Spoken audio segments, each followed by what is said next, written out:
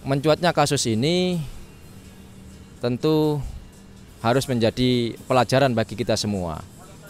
Artinya kita harus apakah di pesantren itu pemikiran daripada pengasuhnya, pengurusnya itu akidahnya sudah kita yakini betul bahwasanya akidahnya Ahlussunnah wal Jamaah.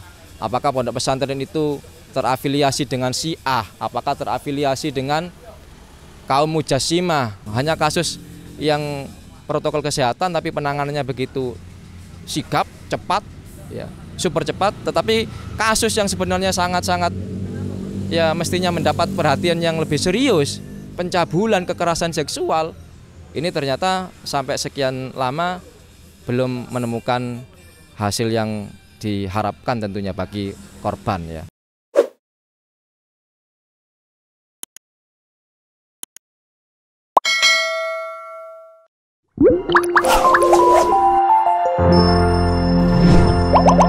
Assalamualaikum warahmatullahi wabarakatuh. Sahabat Mezing Pasuruan yang berbahagia, beberapa hari terakhir ini ramai pemberitaan di media baik online maupun televisi nasional tentang upaya penangkapan dari aparat kepolisian terhadap tersangka DPO pelaku pelecehan seksual atau pencabulan yang dilakukan oleh seseorang yang kebetulan menjadi salah seorang pengurus atau bahkan putra dari seorang kiai besar di Jombang yang sudah sama kita ketahui di pondok pesantren Siddiqiyah. Ya, Siddiqiyah di daerah Peloso, Jombang. Sudah banyak saya pikir berita-berita, informasi-informasi yang dengan mudah kita dapatkan, tetapi mungkin perlu Al-Fakir sampaikan, ada dari beberapa sumber yang mungkin jarang diketahui atau bahkan mungkin ada beberapa masyarakat yang belum mengetahui duduk persoalan yang sebenarnya. Al-Fakir coba membaca salah satu dari sumber berita online, yaitu di dalam tirto.id. Judulnya duduk perkara skandal kasus kekerasan seksual di pesantren Jombang. Nanti bisa dicek dan bisa dikomparasikan dengan berita-berita dari sumber-sumber yang lainnya. Di sini Senin 8 Mei 2017. Ulfah bukan nama sebenarnya, alumni dari pesantren Majma'al Bahrain Siddiqiyah. Nama lengkapnya ini ya, nama lengkap pesantrennya. Tengah menjalani wawancara 4 mata bersama M. Subhi Azal Sani, putra pimpinan pondok pesantren tersebut. Wawancara itu adalah prasyarat agar Ulfah diterima sebagai relawan kesehatan di RSTMC, salah satu lembaga kesehatan semacam klinik atau rumah sakit ini ya, yang dimiliki oleh pondok pesantren. Dalam proses wawancara tersebut, Azal justru membahas hal-hal di luar pekerjaan. Berkali-kali ia meyakinkan Ulfah untuk menjadi istrinya. Azal mengaku memiliki ilmu metafakta bahwa dirinya merupakan penjaga lingkaran emas, tanda petik ya, dengan masing-masing memiliki satu sayap. Sayap yang dimaksud Azal adalah istri.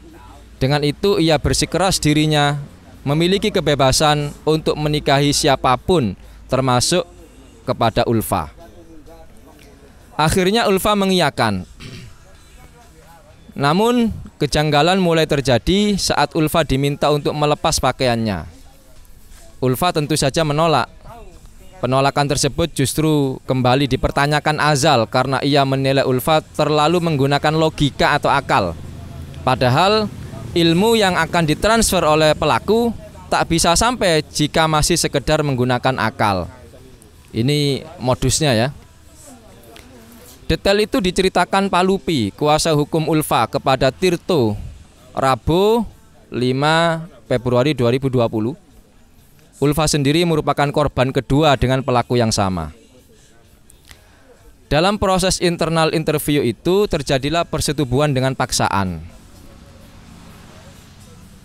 Penyintas kedua ini atau Ulfa, waktu kejadian posisinya ia sudah dewasa pada tahun 2017, ungkap Pak Lupi.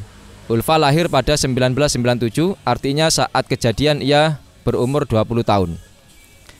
Sekitar 10 hari selepas kejadian tersebut, Azal kembali menghubungi Ulfa dan meminta Ulfa untuk datang ke Gubuk Cokro yang terletak di RSTMC. Ulfa sempat menolak, tetapi Azal tetap meminta dan mengancam Ulfa akan menyesal seumur hidup jika ia tak ke sana. Sesampainya di sana, mereka justru berdebat karena Ulfa menuduhnya melakukan perzinahan dengan banyak murid di pesantren. Azal pun menyangkalnya dan menyampaikan bahwa ia adalah mursyid atau pimpinan thariqah. Dalam pertemuan tersebut pula, Azal kembali melakukan pencabulan terhadap Ulfa. Beberapa hari selang pencabulan kedua itu, Ulfa mendapat informasi dari salah seorang kawannya di RSTMC bahwa ia pun merupakan korban pemerkosaan Azal saat melakukan wawancara 4 mata bersama Azal di Gubuk Cokro. Akhirnya pada Desember 2017, Ulfa pun memutuskan untuk melaporkan kepada Kiai Tar atau Kiai Mukhtar lengkapnya ya, ayah dari tersangka, terkait kasus pencabulan yang dilakukan oleh Azal. Namun catatan kronologis tersebut dicuri oleh Azal. Ulfa malah dikeluarkan dari pendidikan di ponpes tersebut. Dalam surat tersebut, korban dituduh melakukan fitnah dan mencemarkan nama baik pesantren.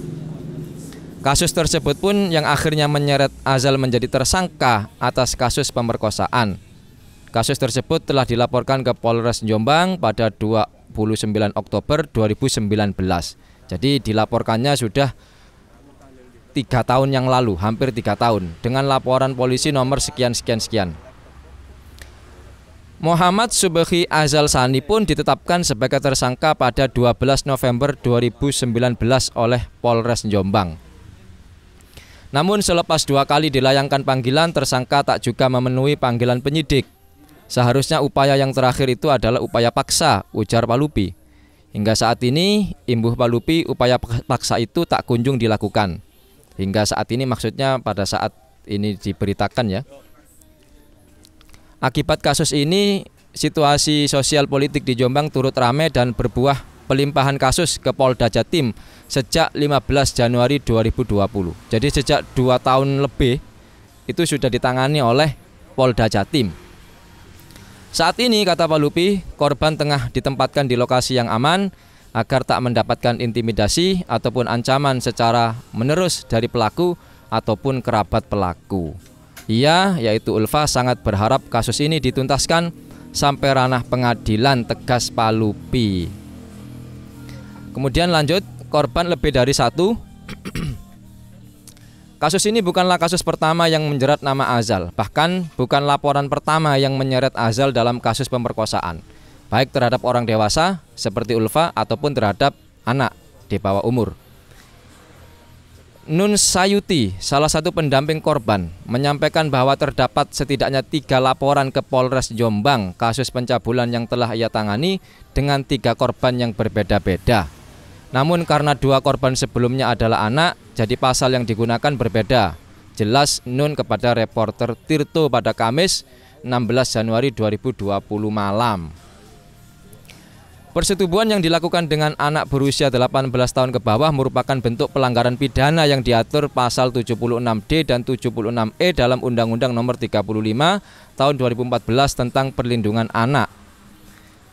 Pola untuk menjebak korbannya pun selalu sama, dengan mengaku-ngaku bahwa dirinya memiliki ilmu metafakta dan bisa menikahi siapapun, ungkap Nun. Namun laporan korban sebelumnya tiba-tiba diberhentikan oleh Polres Jombang pada 31 Oktober 2019, tak lama setelah masuknya laporan dari Ulfa. Dalam surat penghentian penyidikan tersebut atau SP3 dijelaskan bahwa alasan penghentian adalah tidak cukup bukti atau peristiwa bukan tindak pidana. Dalam kasus yang telah ditangani saat ini pun, di mana Ulfa menjadi pelapornya, korban lainnya turut dihadirkan sebagai saksi. Harapannya sih dari kasus ini tidak akan bertambah lagi korban, serta ada perbaikan sistem pendidikan di pesantren tersebut, seperti tak ada lagi kelas malam atau menutup celah-celah terjadinya pencabulan terhadap murid yang sekolah di sana, tegas Nun. Pihak pelaku merasa difitnah. Dalam keterangan tertulis yang reporter Tirto dapatkan dari juru bicara keluarga tersangka MSA, yang juga merupakan sekjen DPP Organisasi Pesantren Siddiqiyah Ummul Khaironi, tertera pernyataan dari keluarga Azal. Pernyataannya yaitu para santri dan pengurus pondok berani memberikan jaminan bahwa tuduhan itu tidak benar. Pondok Siddiqiyah bersih dari perbuatan asusila, ujar juru bicara pelaku Nugroho Haryanto yang juga ketua DPW Siddiqiyah Yogyakarta dalam keterangan tertulis. Nugroho juga memastikan bahwa kasus pelecehan tersebut tidak pernah terjadi. Nugroho justru menilai bahwa ada dalang dari fitnah tersebut, namun tidak dideskripsikan bagaimana dalang tersebut bekerja. Menurut Nugroho, pihaknya melihat ada beberapa kejanggalan dalam kasus tersebut. Dari sisi korban misalnya, disebutkan dalam laporan polisi bahwa Ulfa merupakan gadis di bawah umur. Padahal lanjut Nugroho, berdasarkan keterangan ijazah sekolah dasarnya, Ulfa lahir pada tahun 97, artinya pada tahun 2017 saat kasus itu mencuat. MNK adalah wanita dewasa, bukan di bawah umur karena sudah berusia 20 tahun. Dalam laporan polisi bernomor sekian-sekian-sekian yang redaksi Tirto terima, sama sekali tidak disebutkan korban berada di bawah umur pada saat kejadian. Laporan polisi itu hanya menyebutkan telah terjadi tindak pidana pencabulan. Tahun lahir usia Ulfa bahkan tertera jelas di laporan tersebut. Artinya kejanggalan yang dimaksud Nugroho menjadi tidak terbukti. Selain itu, Nugroho juga bersikeras pihaknya memiliki bukti yang menunjukkan hal yang sebaliknya. Kami juga menyimpan bukti-bukti percakapan WhatsApp yang menegaskan bahwa MSA itu korban. Tuduhan kepada MSA adalah fitnah keji dan kami tahu siapa dalangnya. Motifnya hanya satu, yaitu masalah ekonomi, ujar Nugroho. Nugroho mengakui Azal tidak memenuhi 2 panggilan polisi. Alasannya, ujar Nugroho, karena pria itu harus menunggui ayahnya yang sakit karena patah tulang dan dalam proses penyembuhan tanpa operasi. Mendengar bantahan tersebut, Pak Lupi mengaku tak peduli dengan sejumlah alasan yang dipaparkan pihak pelaku. Nggak ada persoalan dengan bisnisnya, nggak ada urusan dengan persoalannya. Yang ada persoalan dengan perilakunya, apalagi tindak pidana, tegas Pak Lupi. Kalau memang merasa tak bersalah secara hukum, maka silakan datangi panggilan polisi, bukan malah bermain narasi ke publik, pungkasnya. Lanjut, muncul solidaritas korban. Tinggal sedikit lagi. Saya lanjutkan biar lengkap beritanya. Muncul solidaritas korban. Selepas dari mencuatnya kasus tersebut serta terlampau berlarut-larutnya kasus tersebut ditangani, muncul aliansi Kota Santri Lawan Kekerasan Seksual yang turut menyuarakan pentingnya kasus kekerasan seksual dalam lingkup pesantren untuk segera dituntaskan.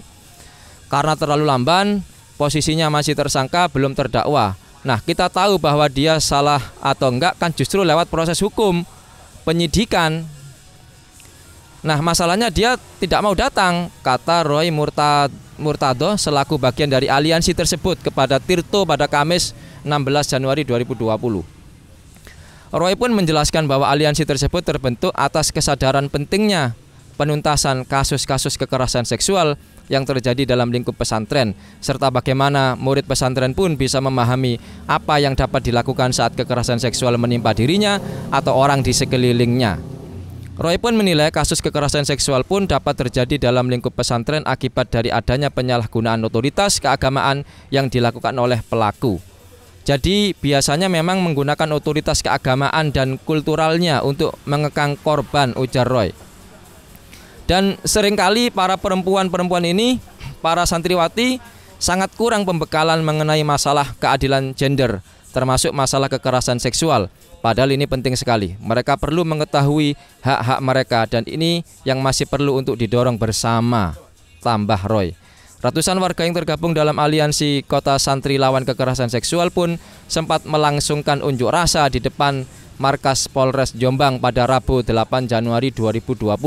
Roy pun menyampaikan bahwa pihak aliansi memiliki 3 tuntutan terhadap pihak kepolisian. Pertama, menahan tersangka M. Subekhi Azal Sani dengan mengedepankan kepentingan bagi si korban. Kedua, menolak segala upaya penangguhan pelaku. Terakhir, menolak penyelesaian kasus di luar jalur hukum, mengingat serta memperhatikan apabila kasus ini berlarut-larut akan menambah keresahan bagi korban perempuan dan keluarganya, ujarnya. Ini kira-kira kurang lebih gambaran dari kasus yang saat ini menjadi perbincangan publik, bahkan menjadi berita nasional di beberapa televisi nasional. Kurang lebihnya kita sudah sampaikan dari 2 sisi, dan faktanya saat ini sudah ditetapkan sebagai tersangka, bahkan sudah DPO. Tetapi sampai malam hari ini video ini kami buat, kami belum mendapatkan kabar informasi tentang apakah sudah ditangkap ataukah masih belum. Tapi masih dalam proses pencarian di dalam lingkungan pesantren yang luasnya sekitar 5 hektar. Dan mudah-mudahan kita berharap segera ditangkap. Saya yakin mudah-mudahan polisi bisa menjalankan tugasnya dengan baik. Yang menjadi catatan dari kami, sahabat Mezeng Pasuruan yang berbahagia, mencuatnya kasus ini tentu harus menjadi pelajaran bagi kita semua. Artinya kita harus lebih hati-hati lagi di dalam memilih pesantren misalnya. Lepas dari apakah ini memang nanti akan diputuskan bersalah apa tidak, tapi faktanya sudah ada penetapan tersangka, bahkan sudah DPO. Ya, masalahnya kan kalau memang dia merasa difitnah, kenapa tidak hadir saja dipanggil dalam kepolisian sampai dipersidangkan. Nah, terus kemudian karena memang kalau kita tidak hati-hati, maka yang terjadi bisa saja nanti bagaimana misalkan perilaku dari pengurus-pengurus di yayasan pondok pesantren itu, bagaimana pergaulannya antara santri yang ada di pesantren itu, apakah bebas apakah tidak, termasuk juga bagaimana misalkan gaya hidup dari pengurus di pesantren itu. Karena juga kita tidak bisa menutup mata, juga ada kan yang gaya hidup di pesantren itu kadang pengurusnya glamor, hidup bermewah-mewahan, sementara juga masih banyak santri yang bahkan mungkin belum bisa bayar SPP dan sebagainya. Nah, ini juga harus kita hati-hati betul, termasuk juga apakah di pesantren itu pemikiran daripada pengasuhnya, pengurusnya itu akidahnya sudah kita yakini betul bahwasanya akidahnya Ahlussunnah wal Jamaah. Apakah pondok pesantren itu terafiliasi dengan Syiah, apakah terafiliasi dengan kaum Mujassimah, Wahabi takfiri, atau mungkin Aswaja tapi pemikirannya sudah terkontaminasi dengan liberal misalkan. Maka ini kita juga harus wajib tahu sebagai orang tua, sebagai santri juga wajib tahu seperti apa profil pondok pesantrennya itu. Sehingga kita ke depan kejadian-kejadian seperti ini tidak akan terjadi lagi. Yang berikutnya yang menjadi catatan kami adalah kenapa kok proses penangkapan kasus ini sejak bergulir 2017 dilaporkan, kemudian berjalan sampai 2019 ada penetapan tersangka sebagaimana berita yang kami sampaikan tadi. Kenapa penangkapannya kok begitu sulit sampai 3 tahun ini, bahkan sampai malam ini ya kita belum menemukan kabar. Mudah-mudahan malam ini bisa ditangkap ya. Tapi selama 3 tahun ini apa yang terjadi? Artinya kalau misalkan ada alasan karena dilindungi oleh santrinya, dilindungi oleh kerabatnya, keluarga pesantrennya, dilindungi oleh mungkin simpatisannya, maka kenapa tidak ditangkap juga? Mestinya kan yang melindungi juga mesti ditangkap juga. Yang menghalang-halangi proses penangkapan mestinya juga ditangkap juga. Dan baru tadi ini kita mendapatkan kabar baru ada upaya paksa betul yang melindungi, ada beberapa yang ditangkap. Bahkan mungkin sudah mencapai ratusan ya yang ditangkap daripada simpatisan yang melindungi atau menghalang-halangi proses penangkapan itu. Artinya maksud kami yang ingin kami sampaikan adalah kalau misalkan kasus ini dibandingkan dengan kasus yang lain, Katakanlah kasus yang menimpa IBHRS.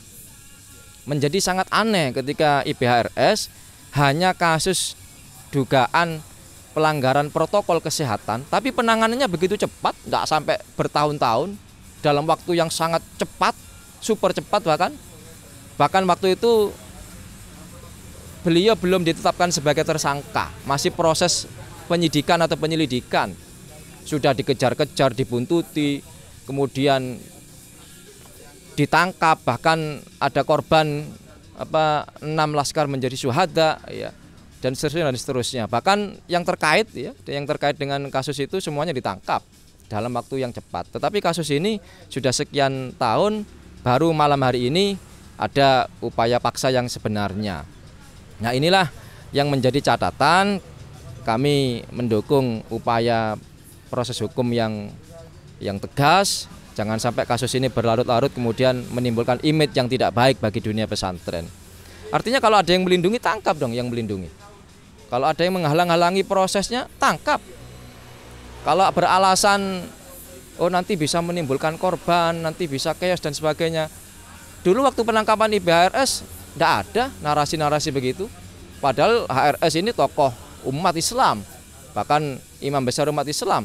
Berapa juta pengikut beliau? Tidak ada narasi-narasi nanti takut terjadi chaos, nanti bagaimana di lapangan dan sebagainya. Bahkan 6 laskarnya ditembak.